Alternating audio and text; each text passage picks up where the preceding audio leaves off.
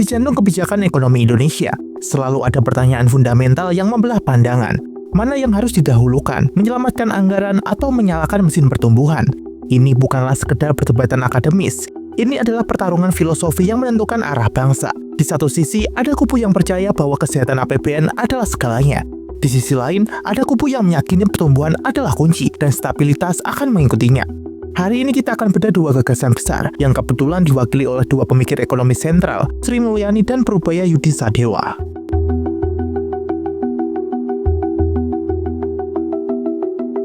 Langkah Presiden Prabowo yang secara tiba-tiba mengganti Sri Mulyani, Menteri Keuangan yang telah menjabat hampir 1 dekade, dengan Purbaya Yudi Sadewa, sosok yang belum begitu dikenal oleh publik, membuat banyak pihak terperanjat.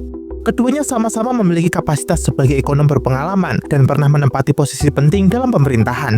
Tetapi pendekatan serta berpikir mereka dalam menangani persoalan ekonomi terlihat sangat berseberangan. Perbedaan tersebut tidak hanya tampak pada gaya komunikasi atau latar belakang pendidikan, melainkan juga mencerminkan pandangan yang lebih mendalam mengenai bagaimana negara seharusnya mengatur keuangan, menjaga stabilitas, serta menumbuhkan ekonomi secara berkelanjutan. Sri Mulyani selama ini dikenal sebagai wajah Indonesia di kancah internasional. Ia menamatkan pendidikan ekonominya hingga jenjang doktor di University of Illinois dan kemudian bekerja di berbagai lembaga global. Karirnya mencapai puncak ketika ia menjabat sebagai Direktur Pelaksana Bank Dunia, yang merupakan sebuah pencapaian besar karena menjadikannya orang Indonesia pertama yang menduduki posisi tersebut. Dari pengalaman panjang tersebutlah terbentuk pandangan Sri Mulyani yang menekankan pentingnya disiplin fiskal, efisiensi, serta tata kelola keuangan yang bersih dan terukur. Ia sering menegaskan bahwa mengelola keuangan negara merupakan tantangan yang besar, baik dari sisi akademis maupun praktik lapangan. Sementara itu, perjalanan karir Purbaya dimulai dari disiplin ilmu yang berbeda. Ia merupakan lulusan teknik elektro dari ITB dan kemudian melanjutkan pendidikan doktoralnya di Purdue University di Amerika Serikat dengan fokus pada bidang ekonomi. Latar belakang yang memadukan ilmu teknik dan ekonomi membentuk cara berpikir yang lebih sistematis, praktis, dan memperhatikan detail teknis dalam setiap kebijakan yang diambil. Setelah kembali ke Indonesia, Purbaya aktif dalam dunia riset ekonomi di Danakarsa Research Institute dan kemudian dipercaya menduduki jabatan penting di lembaga penjamin simpanan yang berperan besar dalam menjaga kepercayaan publik terhadap sektor perbankan. Dalam hal pendekatan berpikir, Sri Mulyani lebih dikenal sebagai ekonom fiskalis yang sangat fokus pada pengelolaan keuangan negara. Ia selalu menaruh perhatian terhadap besarnya defisit APBN, keseimbangan neraca, serta risiko meningkatnya utang. Bagi dirinya, kestabilan anggaran merupakan fondasi utama pembangunan nasional karena negara tidak boleh bersikap boros. Kebocoran anggaran akan menimbulkan dampak jangka panjang yang sulit diperbaiki. Berbeda dengan itu, Purbaya menilai bahwa ekonomi tidak hanya berkaitan dengan angka-angka di atas kertas, melainkan juga harus mempertimbangkan aspek sosial dan psikologis masyarakat. Ia menempatkan keberlanjutan pertumbuhan serta kestabilan sosial sebagai prioritas utama. Dalam kondisi ekonomi yang melambat, Purbaya cenderung mendukung kebijakan yang lebih fleksibel.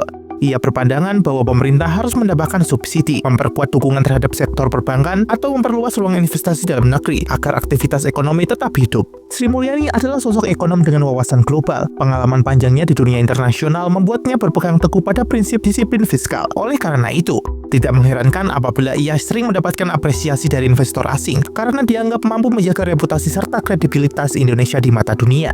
Di sisi lain, Purbaya memiliki orientasi yang lebih domestik karena ia memahami dinamika ekonomi lokal dan menekankan pentingnya memperkuat ketahanan perbankan nasional serta mendorong investasi dari dalam negeri. Baginya, ekonomi bukan hanya sebagai angka dan kebijakan, tetapi juga berkaitan erat dengan kepercayaan publik terhadap pemerintah. Sri Mulyani sering dikaitkan dengan kelompok teknokrat Indonesia yang dikenal sebagai generasi penerus yang disebut Mafia Berkeley, yaitu kelompok ekonom lulusan Amerika Serikat, khususnya dari University of California Berkeley, yang berpengaruh besar terhadap arah kebijakan ekonomi nasional serta pada masa Orde Baru. Kelompok tersebut dikenal berpihak pada pasar, mendukung investasi asing, serta sangat disiplin terhadap kebijakan fiskal. Oleh sebab itu, gaya kepemimpinan Sri Mulyani yang sangat ketat terhadap defisit dan fokus pada efisiensi anggaran sangatlah disukai oleh para investor luar negeri. Namun demikian, kebijakan semacam ini juga sering menuai kritik karena dianggap terlalu berorientasi pada kepentingan global dan kurang menyentuh kebutuhan masyarakat kecil. Akan tetapi itu berseberangan dengan Purbaya. Purbaya tidak termasuk dalam lingkaran Berkeley. Ia berkembang melalui jalur riset ekonom dalam negeri, dimulai dari Danakarsa Research Institute, hingga kemudian melanjutkan karirnya di lembaga penjamin simpanan. Pendekatannya lebih bersifat pragmatis karena menurutnya kebijakan ekonomi harus disesuaikan dengan kondisi sosial masyarakat, bukan semata-mata mengikuti teori ataupun tekanan dari luar negeri. Oleh karena itu, ketika Sri Mulyani berupaya menjaga defisit dan ketahanan subsidi, Purbaya justru menilai bahwa subsidi harus berperan penting dalam melindungi masyarakat di masa kritis. Menurutnya, beban fiskal yang besar dapat diterima selama mampu menjaga ketenangan publik dan kestabilan ekonomi. Dengan demikian, terlihat jelas bahwa perbedaan di antara keduanya terletak pada paradigma dasar dalam melihat peran negara terhadap situasi ekonomi. Sri Mulyani mendapatkan disiplin anggaran sebagai prinsip utama demi menjaga kredibilitas ekonomi jangka panjang, sedangkan Purbaya lebih mengutamakan kebijakan yang lentur dan lebih responsif terhadap kebutuhan masyarakat serta situasi ekonomi nasional yang terus berubah. Menurut Purbaya, cara mengelola ekonomi tidak bisa dilakukan dengan kaku. Ia berpendapat bahwa subsidi kadang perlu diberikan dan campur tangan pemerintah dalam keuangan juga sangat penting. Misalnya lewat pemberian pinjaman atau penjaminan simpanan supaya masyarakat tidak panik ketika ada masalah di dunia perbankan. Ia juga sering menekankan bahwa mahasiswa ekonomi sebaiknya tidak hanya belajar teori, tetapi juga harus tahu bagaimana bisnis bekerja di lapangan. Masalah utang negara menjadi topik yang selalu ramai dibicarakan di Kementerian Keuangan. Ada yang khawatir utang yang terlalu besar akan membahayakan ekonomi. Tapi juga ada yang berpikir bahwa utang itu bisa membantu mempercepat pertumbuhan ekonomi. Kedua pandangan ini sama-sama punya alasan yang sangat kuat, hanya saja cara berpandangnya yang sangat berbeda. Sri Mulyani selalu menekankan pentingnya disiplin anggaran. Menurutnya, pengeluaran negara tidak boleh lebih besar dari pendapatan secara berlebihan. Ia berpegang teguh pada aturan agar defisit APBN tetap di bawah 3% dari total ekonomi nasional. Dalam berbagai kesempatan, ia menargetkan defisit sekitar 2,5% sampai 2,8% dari PDB. Bagi Sri Mulyani, apabila defisit dibiarkan melebar, maka utang negara akan otomatis meningkat dan bisa saja membebani keuangan negara di masa depan. Ia menerapkan prinsip kehati-hatian dalam keuangan negara atau sering disebut fiscal prudence. Artinya, utang hanya boleh ditarik kalau benar-benar diperlukan dan pengelolaannya harus terbuka serta bertanggung jawab. Karena pengalamannya di dunia internasional, termasuk saat menjadi Direktur Pelaksana Bank Dunia, cara pandangnya banyak dipengaruhi oleh standar keuangan global. Bagi pandangan internasional, anggaran negara yang disiplin adalah tanda bahwa ekonomi sebuah negara bisa dipercaya. Tapi di dalam negeri, kebijakan Sri Mulyani sering dianggap terlalu ketat karena sebagian masyarakat merasa pemerintah seharusnya berani mengeluarkan uang lebih banyak untuk membantu rakyat. Kebijakan Purbaya punya pandangan yang sangat berbeda. Ia tidak setuju kalau utang dibiarkan terus membengkak, tapi juga tidak setuju kalau pemerintah terlalu takut berutang. Menurutnya, selama utang digunakan untuk hal produktif dan bisa mendorong pertumbuhan ekonomi, maka hal itu tidak menjadi sebuah masalah. Ia kemudian memperkenalkan konsep countercyclical, yaitu kebijakan yang memperbolehkan pemerintah menambah utang ketika ekonomi sedang lemah, agar ada dana tambahan untuk menggerakkan perekonomian negara. Sebaliknya, saat ekonomi bagus, utang baru sebaliknya dikurangi. Yang paling penting adalah bagaimana ekonomi bisa tumbuh lebih cepat. Dengan demikian, kebutuhan untuk menambah utang akan sangat berkurang. Jadi bagi Purbaya, kunci mengurangi utang bukan dengan menghemat cara berlebihan, tapi dengan berpandangan bahwa ekonomi terus bergerak agar pendapatan negara meningkat. Perbedaan cara berpikir keduanya bisa diibaratkan seperti dua cara mengatur keuangan rumah tangga. Sri Mulyani seperti orang yang sangat hati-hati, selalu mencatat semua pengeluaran dan tidak mau berutang kalau tidak perlu. Sementara Purbaya seperti orang yang berani mengambil pinjaman untuk modal usaha, asalkan yakin hasilnya bisa menutupi utang dan memberikan keuntungan. Keduanya punya cara masing-masing dan sama-sama punya alasan yang masuk akal. Perdebatan tentang utang memang tidak akan pernah habis. Ada yang melihatnya sebagai ancaman, ada juga yang menganggapnya sebagai alat pembangunan. Sri Mulyani dan Purbaya sama-sama sepakat bahwa utang bukan tujuan, tapi hanyalah alat. Bedanya, Sri Mulyani ingin alat itu digunakan sesedikit mungkin, sedangkan Purbaya merasa tidak apa-apa digunakan lebih banyak, asalkan hasilnya bisa mempercepat pertumbuhan ekonomi. Selain soal utang, subsidi juga jadi topik yang sering menimbulkan perdebatan. Bagi sebagian orang, subsidi dianggap penting karena bisa membantu rakyat kecil. Tetapi ada juga yang menganggap bahwa subsidi sebagai beban besar bagi keuangan negara. Sri Mulyani berpendapat bahwa subsidi bahan bakar membuat anggaran negara terbebani karena nilai bisa mencapai ratusan triliun setiap tahun. Menurutnya, dana sebesar itu bisa digunakan untuk hal lain yang lebih bermanfaat, seperti membangun rumah sakit, sekolah, jalan, dan puskesmas. Karena itu, Sri Mulyani lebih memilih mengurangi subsidi dan mengalihkan anggarannya untuk sektor jangka panjang seperti pendidikan, kesehatan, dan infrastruktur. Ia juga pernah dinobatkan sebagai Menteri Keuangan terbaik di Asia karena berhasil menjaga keuangan Indonesia tetap stabil. Ada dua alasan utama di balik sikap itu. Pertama, subsidi bahan bakar seringkali justru lebih banyak dinikmati oleh orang kaya yang punya kendaraan pribadi, bukan rakyat kecil. Kedua, kalau terlalu banyak uang negara digunakan untuk subsidi, anggaran pembangunan jadi berkurang. Bagi Sri Mulyani, ini bukan cuma soal efisiensi, tapi juga soal keadilan. Ia ingin uang negara dipakai untuk hal-hal yang manfaatnya bisa dirasakan lebih banyak oleh masyarakat luas. Berbeda dengan itu, Purbaya melihat subsidi dari sisi lain.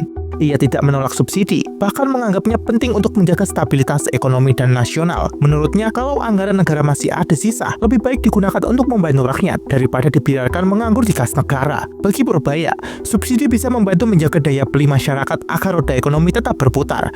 Ia juga pernah mengatakan bahwa jika masih ada dana yang cukup, pemerintah bisa memberikan tambahan bantuan sosial ataupun kebutuhan pokok lainnya. Purbaya percaya bahwa selama masyarakat punya daya beli, ekonomi akan terus berjalan. Jadi bagi Purbaya, subsidi bukan hanya soal angka di atas kertas, tapi juga cara menjaga kestabilan sosial dan kepercayaan masyarakat terhadap pemerintah. Jika dibandingkan, cara berpikir Sri Mulyani dan Purbaya seperti dua gaya hidup yang sangat berbeda. Sri Mulyani seperti orang yang memilih menabung untuk masa depan, sementara Purbaya seperti orang yang rela mengeluarkan uang lebih banyak agar kehidupan saat ini tetap bisa berjalan dengan baik.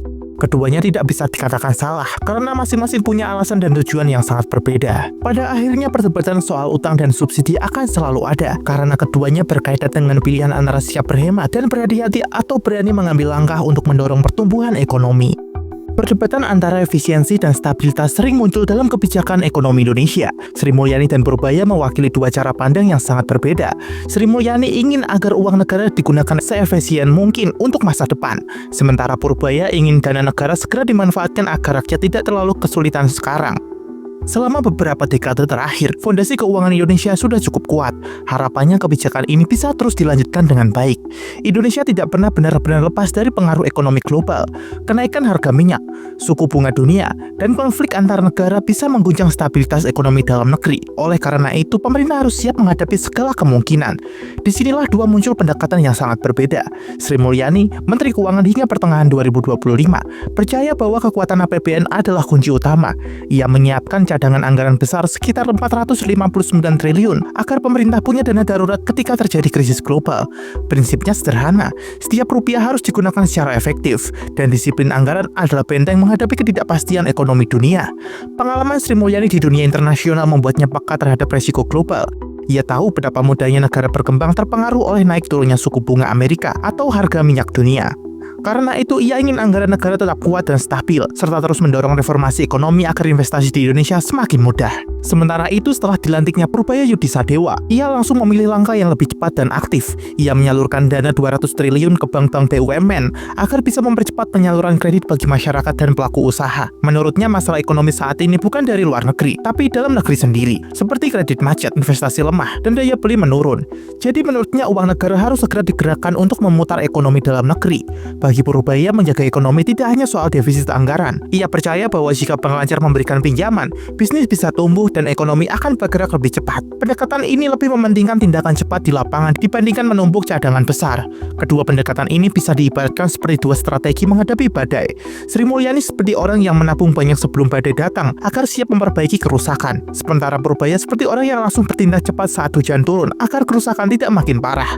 Keduanya punya kelebihan masing-masing. Sri Mulyani menjaga stabilitas jangka panjang, sedangkan Purbaya mendorong pertumbuhan jangka pendek agar ekonomi segera pulih. Dalam hal pertumbuhan ekonomi, Sri Mulyani menilai kemajuan tidak cukup hanya dilihat dari satu angka. Ia percaya pertumbuhan yang sehat harus didukung oleh birokrasi yang efisien, keuangan negara yang kuat, dan sistem pemerintahan yang transparan. Ia sering memberikan sebuah contoh bahwa Rp1 investasi sangat bermanfaat jika birokrasi cepat dan infrastruktur memadai. Tetapi tanpa hal itu, investasi sebesar apapun tidak akan pernah efektif. Di sisi lain, Purbaya lebih fokus pada dorongan langsung dari pemerintah. Ia menerapkan konsep simitrosnomik, yaitu menjadikan APBN sebagai mesin penggerak ekonomi dengan mempercepat kegiatan usaha. Di bawah arahannya, pemerintah juga memperbanyak insentif pajak dan dukungan bagi industri hilirisasi agar investasi bisa tumbuh lebih cepat. Perbedaannya sangat jelas. Sri Mulyani ingin memastikan dasar ekonomi kuat terlebih dahulu, sedangkan Purbaya lebih memilih bertindak cepat agar hasil segera terasa. Perbedaan ini seperti dua cara membangun rumah. Sri Mulyani memastikan fondasi kokoh terlebih dahulu, barulah bangunannya berdiri. Sedangkan Purbaya membangun rumah sambil memperkuat fondasi agar bisa langsung ditempati. Sri Mulyani lebih terbuka terhadap investasi asing. Baginya modal luar negeri sangatlah penting untuk mempercepat pembangunan dan membawa teknologi serta tata kelola yang lebih baik. Oleh karena itu, ia banyak mengeluarkan kebijakan seperti tax holiday, reformasi pajak, dan kemudahan investasi agar perusahaan global mau masuk ke Indonesia. Sebaliknya, Purbaya lebih menekankan pentingnya kekuatan dalam negeri. Ia ingin dana dari BUMN, perbankan, dan investasi lokal digunakan lebih dahulu sebelum mencari modal dari luar negeri. Ia percaya bahwa kemandirian ekonomi adalah kunci agar Indonesia bisa bertahan dari tekanan global. Pandangan Sri Mulyani yang pro investor asing membuat Indonesia terlihat menarik di mata dunia dan memperkuat cadangan devisanya. Namun, Purbaya mengingatkan bahwa keuntungan perusahaan asing sering dibawa kembali ke negaranya, sehingga manfaat bagi negara Indonesia sangatlah berkurang. Ketergantungan pada modal asing juga berisiko jika ada gejolak global. Modal bisa saja keluar tiba-tiba atau capital flight. Hal itu akan membuat ekonomi sangat rentan, dan jika sebuah kebijakan terlalu mengistimewakan asing, pelaku lokal bisa saja tersisih di negeri sendiri. Komunikasi tumbuh sangat sehat di atas 10%. Ia juga melihat sebaliknya, strategi Purbaya yang menekankan pada investasi lokal punya keunggulan lainnya. Dengan memperkuat UMKM, BUMN, dan pasar modal domestik, keuntungan lebih banyak berputar di dalam negeri. Ekonomi pun jauh lebih tangguh karena tidak terlalu tergantung pada arus modal luar. Strategi ini juga terasa lebih dekat dengan rakyat. Modal dialirkan langsung ke sektor yang nyata, mulai dari usaha kecil hingga industri menengah, sehingga dampaknya terasa cepat. Namun tetap ada kekurangan. Modal domestik sangatlah terbatas, sehingga pembangunan berskala besar tidak bisa bergerak cepat jika tidak didukung oleh modal asing. Dan juga ada resiko indistar kapitalisme atau kedekatan pengusaha lokal dengan elit politik yang bisa menimbulkan konflik kepentingan. Jika pasar hanya berputar di dalam negeri, maka daya saing global akan sangat menurun. Mari kita coba contohkan dari kebijakan keduanya terkait hilirisasi nikel. Dalam praktiknya, hilirisasi nikel di Indonesia selama ini banyak digerakkan oleh investor asing, terutama dari Tiongkok. Dengan modal yang sangat besar, bisa terrealisasi dengan cepat. Dari sisi Sri Mulyani, ini selaras dengan strategi menjaga iklim investasi, lalu mengalirkan dampaknya ke ekonomi nasional. Hasilnya memang terlihat, ekspor produk turunan nikel melonjak, cadangan devisa menguat, dan Indonesia mulai masuk rantai pasukan global baterai listrik. Namun ada konsekuensinya, yaitu sebagian besar keuntungan dikontrol oleh investor asing, sementara peran perusahaan lokal masih terbatas pada lingkaran penyedia jasa dukung. Kritik yang muncul di Indonesia hanya pindah level dari penjual biji mentah menjadi penjual produk setengah jadi, dengan porsi nilai tambah yang tetap tidak maksimal di dalam negeri. Dan jika kita memakai lensa Purbaya, maka strategi ini perlu sangat dikoreksi. Ini akan lebih mendorong keterlibatan investor domestik, baik BUMN maupun swasta nasional, agar bisa menguasai rantai nilai hilirisasi. Dengan begitu, keuntungan tidak hanya dari luar negeri, tetapi juga lebih banyak tinggal di dalam negeri dan bisa menopang APBN. Akan tetapi, ada kekurangannya. Proses bisa saja lebih lambat karena kapasitas dan teknologi lokal belum setara dengan pemain global. Sebuah proyek raksasa butuh waktu lebih panjang untuk diwujudkan jika hanya mengandalkan domestik. Kalau dilihat lebih dalam, sebenarnya Indonesia tidak harus memilih salah satunya secara ekstrim karena pendekatan Sri Mulyani dan Purbaya bisa saling melengkapi. Dari sisi Sri Mulyani, keberanian membuka pintu modal asing memang dibutuhkan untuk membangun infrastruktur besar, memperkuat devisa, dan menjaga kredibilitas fiskal di mata uang. Investor asing juga bisa menjadi standar pembanding agar perusahaan Indonesia terdorong naik kelas. Dari sisi Purbaya, memperkuat investor lokal sama pentingnya. Sebagus apapun modal asing tanpa penguatan pelaku domestik, maka Indonesia akan selalu bergantung. Dengan UMKM yang kuat, BUMN yang sehat, dan pasar modal yang dalam, maka pertumbuhan bisa lebih merata dan berpihak kepada rakyat. Strategi ideal ibarat membangun rumah dengan dua tiang kokoh, tiang global yang menopang percepatan pembangunan dan konektivitas internasional, dan tiang lokal yang memastikan fondasi berdiri di atas kaki sendiri. Indonesia butuh keduanya, kecepatan sekaligus kemandirian. Dan dengan kombinasi ini, maka pertumbuhan bukan hanya tinggi di angka, tapi juga kuat dan berkelanjutan.